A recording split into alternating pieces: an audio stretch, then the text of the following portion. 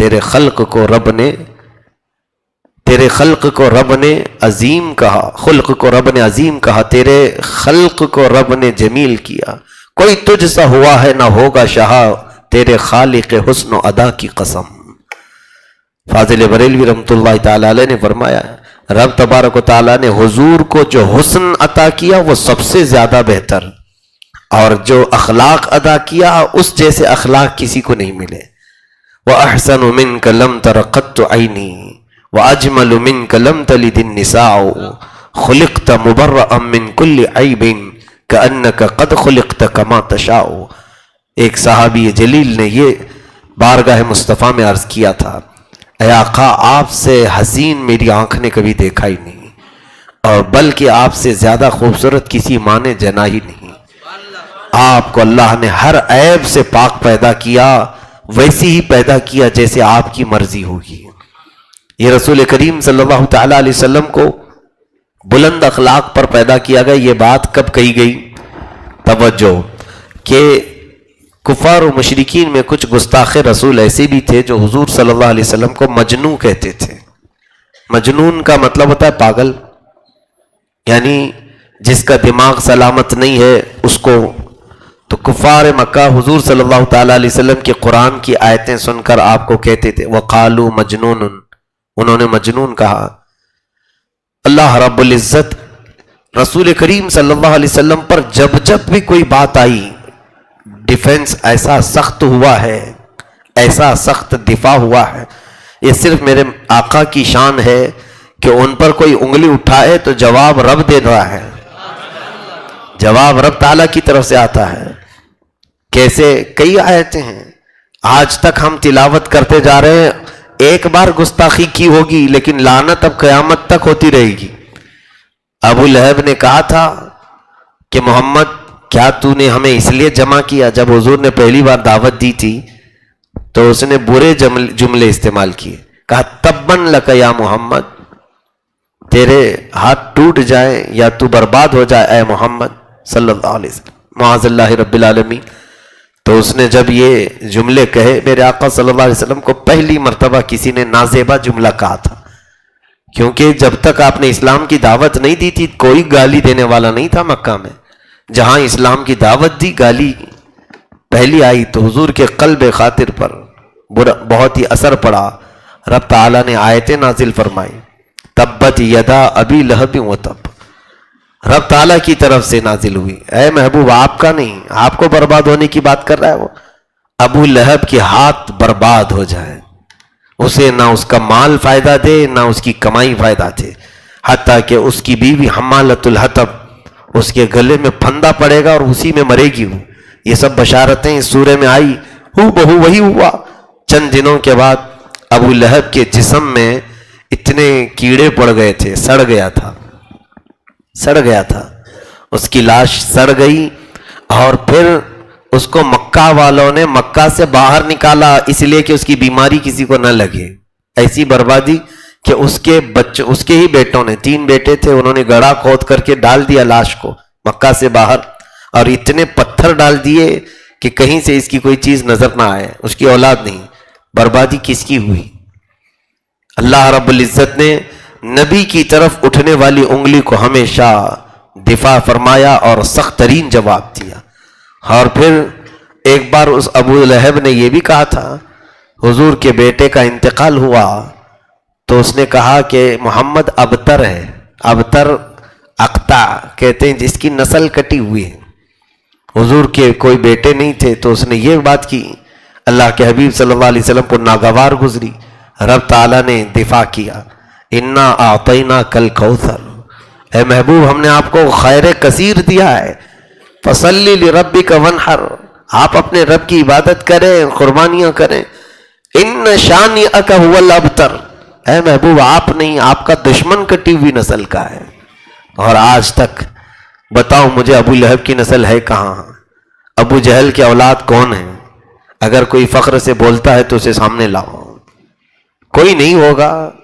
اور آج چاہے کتنا بھی بگڑا ہوا کیوں نہ ہو، وہ ابو لہب اور ابو جہل کی طرف اپنے نسب کو ہرگز نہیں منسوب کرے گا۔ ہاں رسول کریم صلی اللہ علیہ وسلم کی آل دنیا کے چپے چپے میں پائی جا رہی ہے، سادات کی خوشبوئیں ہر جگہ پر موجود ہیں۔ عزیزان گرامی، اسی طرح سے ایک بار وحی کا سلسلہ رک گیا تھا، کافی دنوں تک وحی نہیں آئی، قرآن کی آیتیں اترنا رک گئی تھی، موقوف ہو گئی تھی، 15 دن 20 دن کے قریب تک کوئی وحی نہیں آئی، تو یہ بات پھیلتی ہے، تو کافروں نے یہ بات شروع کر دی، وَدَّعَ رَبُّ مُحَمَّدٍ مُحَمَّدًا، محمد کے رب نے محمد کو چھوڑ دیا۔ وَدَّعَ رَبُّ مُحَمَّدٍ مُحَمَّدًا، محمد کے رب نے محمد کو چھوڑ دیا، اب نہیں آنے والی۔ حضور صلی اللہ علیہ وسلم کو یہ بات بھی ناگوار گزری۔ جب جب قلب پر آپ کے کوئی اثر پڑا، رب نے پوری آیت یا پوری سورہ اتار دی۔ رب تعالیٰ نے سورہ نازل فرمائی، وَالضُّحَىٰ وَاللَّيْلِ إِذَا سَجَىٰ، محبوب کے چہرے انور کی قسم، ان کے زلف معمبری کی قسم۔ ہاں، اللہ تعالیٰ فرماتا ہے، مَا وَدَّعَكَ رَبُّكَ وَمَا قَلَىٰ، نہ آپ کے رب نے آپ کو چھوڑا ہے نہ کچھ کم کیا ہے، بلکہ یہ ہے وَلَلْآخِرَةُ خَيْرٌ لَكَ مِنَ الْأُولَىٰ، اے محبوب آپ کی ہر آنے والی گھڑی پچھلی گھڑی سے بہتر ہے۔ وَلَسَوْفَ يُعْتِيكَ رَبُّكَ فَتَرْضَىٰ، اور ان قریب آپ دیکھیں گے آپ کا رب آپ کو اتنا دے گا کہ آپ راضی ہو جائیں گے۔ کون بہلا رہا ہے؟ رسول کریم صلی اللہ تعالیٰ علیہ وسلم پر کبھی کسی نے انگلی اٹھائی تو آپ کی دل کی تسکین کے لیے آیتیں آ گئیں۔ اسی لیے شاعر نے بہت اچھے انداز میں کہا ہے، آغاز سے اخیر تک قرآن ہے نعت مصطفیٰ، آغاز سے اخیر تک قرآن ہے نعت مصطفیٰ، محبوب کے بیان کا کیسا انوکھا ڈھنگ ہے۔ رب تبارک و تعالیٰ نے اپنے حبیب صلی اللہ تعالیٰ علیہ وسلم کا دفاع کیا۔ آج جو ہم نے آیتیں تلاوت کی، سورہ قلم میں بھی یہی معاملہ ہوا ہے کہ ایک ولید بن مغیرہ نام کا شخص تھا مکہ میں، تو وہ حضور صلی اللہ علیہ وسلم کی بڑی گستاخی کرتا تھا، حضور کی شان میں برے برے جملے، اور اللہ کے حبیب صلی اللہ علیہ وسلم کی جب کوئی گستاخی کرتا ہے تو اس نے حضور کو مجنون کہا، حضور کو دیوانہ کہا، کبھی کہا کہ ان کے اوپر مرگی کے اثرات ہوتے ہیں، معاذ اللہ رب العالمین۔ یہ پروپیگنڈا اس نے پھیلایا تو رب کو کب گوارا ہو۔ اللہ نے اس کی مذمت میں 10 برائیاں گنا دیں، اس کی 10 برائیاں گنا دیں۔ اسی سورہ میں، سورہ قلم میں اللہ تعالیٰ نے گنانا شروع فرمایا، فَلَا تُطِعِ الْمُكَذِّبِينَ وَدُّوا لَوْ تُدْهِنُ فَيُدْهِنُونَ وَلَا تُطِعْ كُلَّ حَلَّافٍ مَّهِينٍ هَمَّازٍ مَّشَّاءٍ بِنَمِيمٍ مَّنَّاعٍ لِّلْخَيْرِ مُعْتَدٍ أَثِيمٍ عُتُلٍّ بَعْدَ ذَلِكَ زَنِيمٍ۔ اللہ تعالیٰ نے جو اس کی برائیاں گنائیں، جھوٹی قسم کھانے والا، حد سے زیادہ بڑھنے والا، لوگوں کو دھوکہ دینے والا، یہ سب گنا کر کے اللہ نے ایک بہت ہی سیکریٹ خرابی بھی اس کی بتا دی، زنا سے پیدا ہونے والا، زنا سے پیدا ہونے والا۔ یہ تو بہت بڑا عیب ہے، کسی کے نسب اور نسل کے بارے میں کہہ دیا جائے۔ جب یہ آیتیں ایک ساتھ اتری تھیں تو صحابہ کرام تو خوشی ہو گئی کہ یہ ولید بن مغیرہ کے لیے آئی ہیں آیتیں، اسی کی طرف اشارہ ہے کہ حضور کو بول رہا تھا بہت، اب لو رب نے جو اندر کی باتیں تھیں وہ بھی بیان کر دی۔ تو اسے جب خبر کر دی گئی کہ قرآن میں اب تیرے متعلق آ گئی ہیں آیتیں، اور جتنی تیرے اندر خرابی ہیں وہ سب گنایا، لیکن ہم کو ایک معلوم نہیں تھی، وہ بھی گنا دی گئی ہے۔ اس نے پوچھا کون سی؟ کہا سنا ہے کہ تیرا باپ اصلی نہیں ہے، جس کی طرف تو منسوب کرتا ہے وہ تیرا باپ نہیں، کیونکہ قرآن کہہ رہا ہے کہ تو زنا سے پیدا ہوا۔ وہ بالکل بپھر گیا، غصے میں آیا، کہا کہ قرآن میں جو 9 خرابیاں ہیں وہ تو مجھے لگ رہی ہے کہ میرے اندر ہے، یہ 10ویں تو صرف میری ماں کو ہی معلوم ہوگی۔ وہ دوڑتا ہوا اپنے ماں کے پاس آیا اور اس کو گرا کر کے اس کے سینے پہ بیٹھ گیا، گلے پر ہاتھ رکھ کر کے کہا سچ سچ بتا میں کس کا بیٹا ہوں؟ مغیرہ میرے باپ کا نام ہے جو مشہور ہے، ولید بن مغیرہ، مغیرہ کا بیٹا، تو میرا باپ مغیرہ ہے یا نہیں؟ تو اس کی ماں نے کہا بیٹا تو اب اصلی باپ کا ہوتا تو ماں کے سینے پہ تھوڑی چڑھتا۔ اس عورت نے کہا کہ بات در حقیقت یہ ہے کہ میں ایک چرواہے کے عشق میں مبتلا ہو گئی تھی، تو اس چرواہے سے مجھ سے زنا ہوا، اسی سے حمل ٹھہرا اور تو اسی کا بیٹا ہے۔ ماں نے بتا دیا۔ اب اندازہ کیجئے قرآن کا ایک لفظ بھی جھوٹ کا شبہ بھی نہیں ہو سکتا۔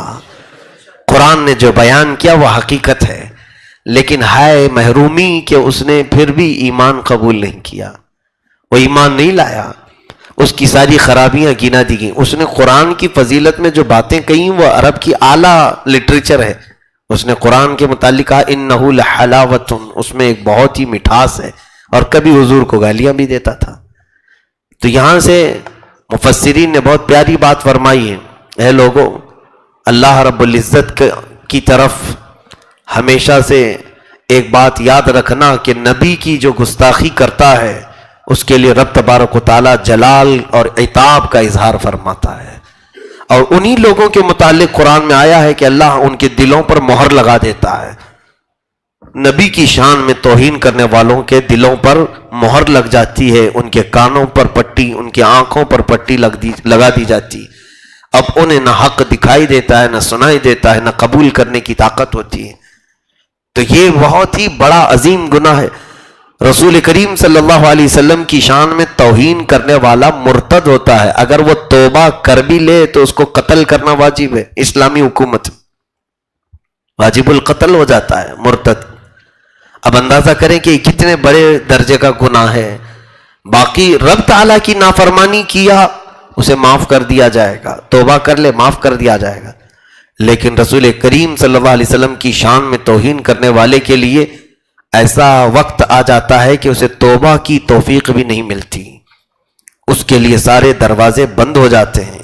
ہاں، ان کو تحقیق کر کے دیکھ لینا چاہیے، حقیقت بات کر رہا ہوں۔ جب کبھی ولید بن مغیرہ نے کیا کہا تھا حضور کو؟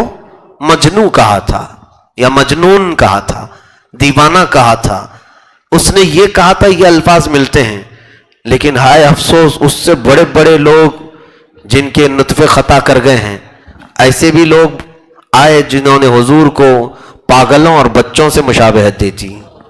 کہا کہ حضور کے علم غیب کی کیا خصوصیت، اتنا علم تو پاگلوں، بچوں، جانوروں سب کو ملا ہوا ہے۔ کسی نے یہ کہا شیطان کو بھی اتنا علم ملا ہے جتنا نبی کو ملا ہے۔ کسی نے یہ کہا کہ حضور کا خیال نماز میں آنا گدھے اور بیل کے خیال سے بدتر ہے۔ کسی نے کہا معاذ اللہ رب العالمین کہ حضور صلی اللہ علیہ وسلم کو ہم نے اردو سکھایا ہے۔ یہ تمام چیزیں کیا ہیں میرے عزیزوں؟ یہ وہی ولید بن مغیرہ والی باتیں ہیں۔ اب ان کے متعلق کیا کہا جائے؟ پھر ان کو ہم یہی دعوت دیں گے کہ آپ اگر ماں زندہ ہیں محترمہ تو سوال کریں، جیسے ولید بن مغیرہ نے پوچھا تھا، جا کر کے پوچھ لے، یقیناً یہ نکلے گی کہیں نہ کہیں چیز۔ اور جس کے نسل میں خطا ہوتی ہے اس کے متعلق امام غزالی رحمۃ اللہ علیہ فرماتے ہیں، ایک بہت بڑی بات ہے میرے عزیزوں، یہ صرف گستاخی کی بات نہیں، اس سے قبل بھی میں نے کہا ہے کہ پہچاننے کے لیے اولاد کو دیکھو کہ جو بزرگوں کے نام سے ڈرتا ہے، بڑے ادب سے نام لیتا ہے، اور ان کے متعلق کوئی جملہ کہنے سے بار بار ڈرتا ہے، سمجھ لو کہ اس کا نسب صحیح ہے۔ اور آپ نے لکھا ہے کہ جو بزرگوں کے بارے میں بات کرنے میں بالکل آزاد خیال ہوتا ہے، جو منہ میں آیا بول دیا بڑوں کے متعلق، کہا گیا ہے کہ وہ حلال نطفے کا نہیں ہوگا، اس کے نسب میں خطا ہوتی ہے۔ یہ ایک بہت ہی بڑا پیمانہ ملا ہوا ہے گستاخوں کے متعلق۔ اسی لیے صرف اپنے اولاد کو بھی یہ سکھائیں کہ کسی کے بھی متعلق بات کرنے سے پہلے 1000 بار سوچیں، چاہے وہ علماء کرام کیوں نہ ہوں، اولیاء کاملین کیوں نہ ہوں، فقہاء کرام کیوں نہ ہوں، اپنے جو ماں سبق گزر چکے ان کے متعلق، جو اور تم سے بڑے ہیں ان کے متعلق جملے اپنے زبان پر لانے سے پہلے 1000 بار سوچو۔ اور جو صحیح النسب ہوتا ہے، حلال طریقے سے دنیا میں آیا ہوتا ہے، اسے خوف بہت ہوتا ہے، خوف اس کے دل پر طاری رہتا ہے، کہیں مجھ سے کفر نہ ہو جائے، کہیں مجھ سے رب ناراض نہ ہو جائے، کہیں میں گر نہ جاؤں، ذلیل نہ ہو جاؤں، اسے خوف ہوتا ہے۔ اور جو ذلیل ہوتا ہے پہلے سے، حرام نطفے سے پیدا ہوا ہے، اسے کسی چیز کا خوف نہیں، نہ خدا کا خوف، نہ رسول کا خوف، نہ اسے بگڑنے کا اور گمراہ ہونے کا ڈر، کسی چیز کا ڈر نہیں ہوتا۔ تو یہ ہمیشہ یاد رکھیں کہ گستاخی اور بے ادبی یہ صرف اور صرف ہماری زبان کی خرابی نہیں بلکہ نسب کی بھی خرابی بتاتی ہے، ہمارے نسل کی خرابی بھی بتاتی ہے۔ اللہ تعالی ہمیں ایسے گستاخ